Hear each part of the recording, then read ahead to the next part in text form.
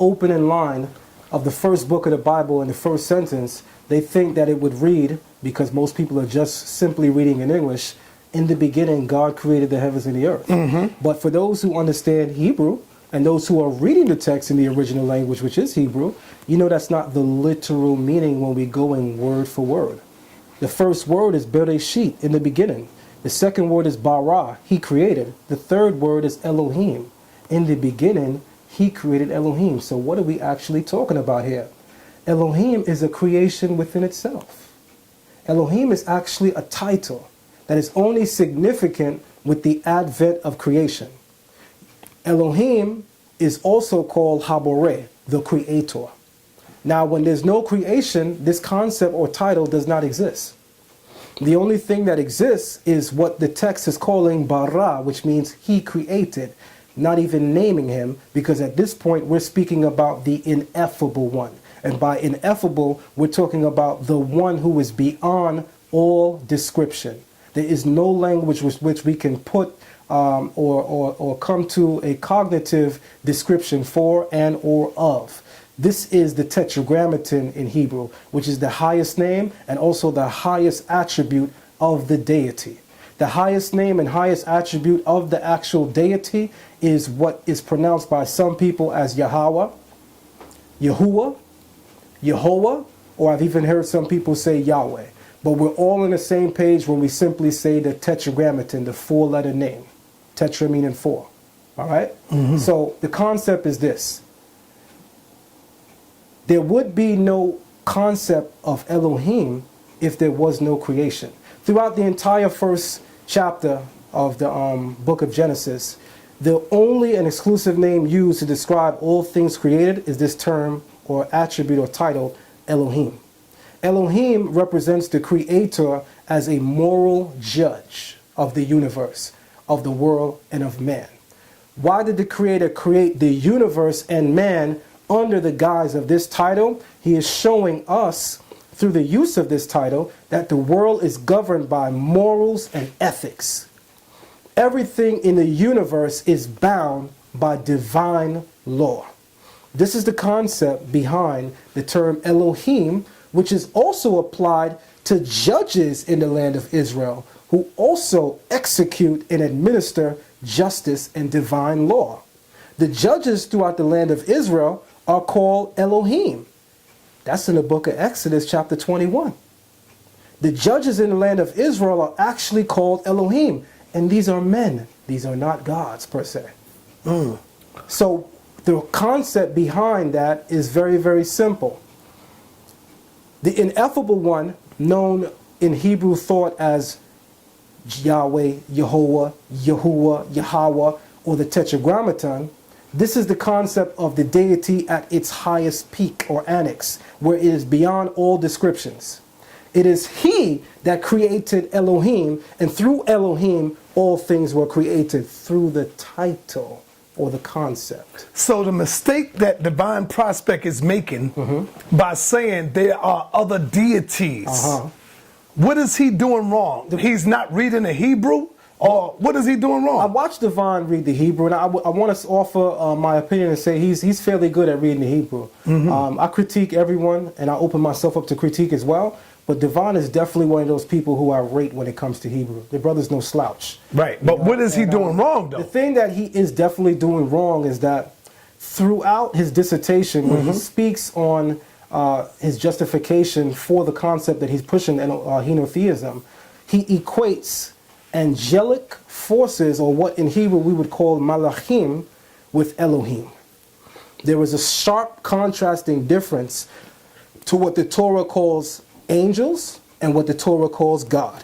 The Torah refers to angels with the term malach in the singular and malachim in the plural.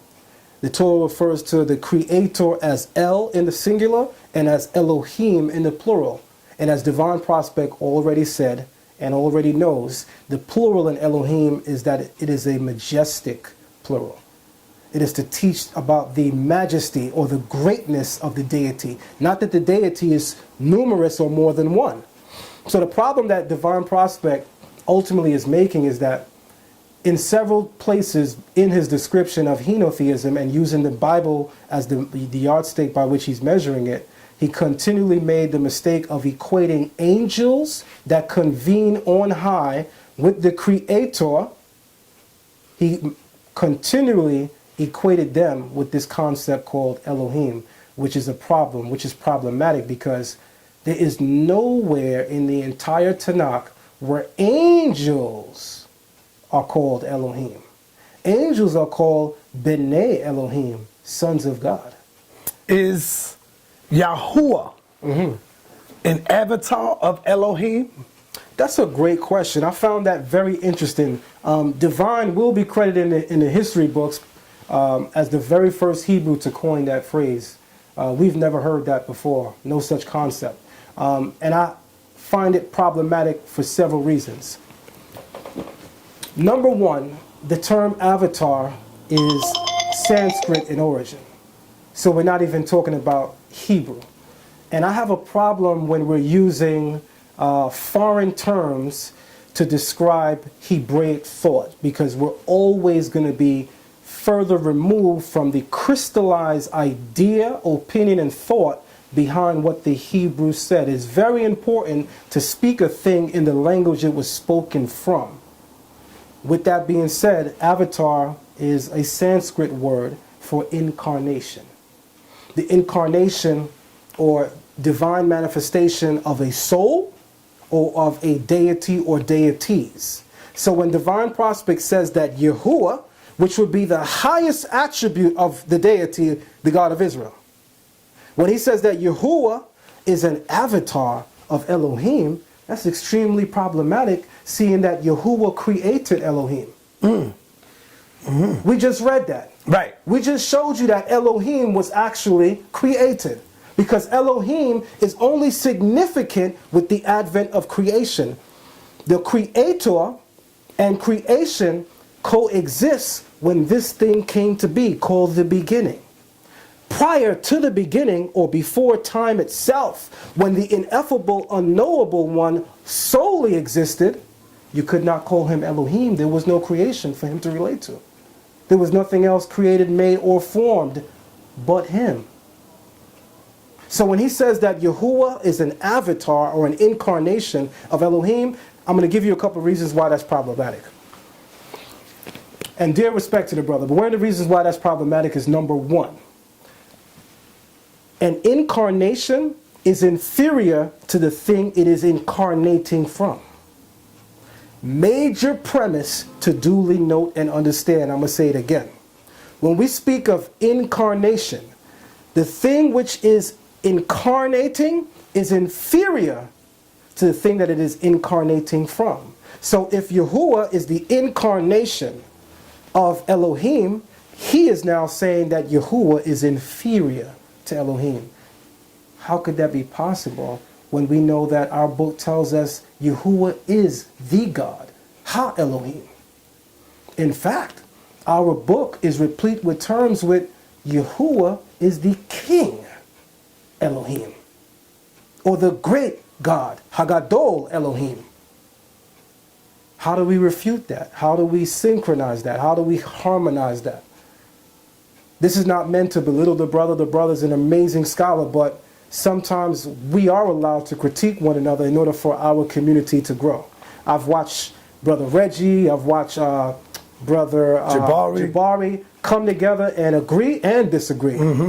And it was an amazing learning moment for people who follow them both. And I don't want my community to lose out on that opportunity. Make no mistake about it, this critique is in love. That's an amazing brother, but I have to disagree where I disagree. And he will do the same with me, make no mistake about it.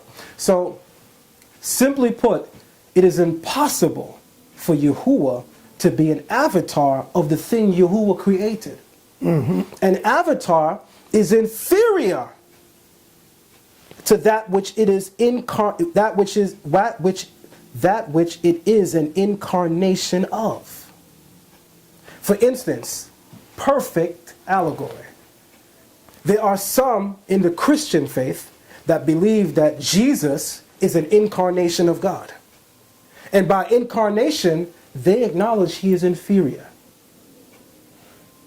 So when we say that Yahuwah is an avatar of Elohim or an incarnation of Elohim, there's a major, major problem going on with that, because that which is incarnating is superior to the thing that is said to be incarnated from. Yahuwah is superior to Elohim. Yahuwah created Elohim.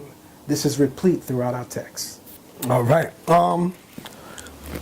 What is, now that you are studying the Metuneta All right. and Kemet, what is your understanding?